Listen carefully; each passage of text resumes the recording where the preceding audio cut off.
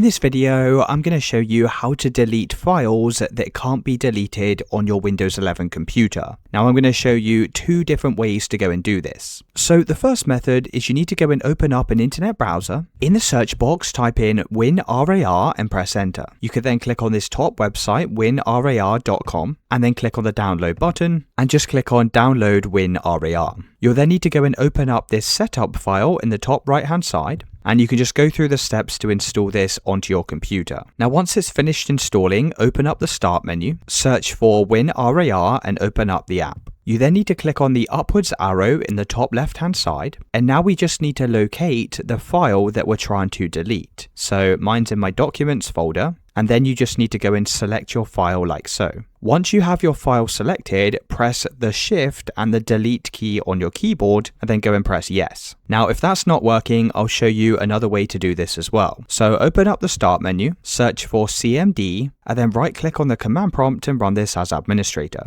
Now type in cd/d. You can then head back over to your desktop and you need to locate the file that you're trying to delete. So let's say I'm trying to delete this file here. Go and right click on the file and click on properties. Now next to location, you need to go and copy this address like so. You can then right click and press copy. Head back over to the command prompt and then type in space and then go and paste in the file directory and then press enter. Now type in rmdir/q/s.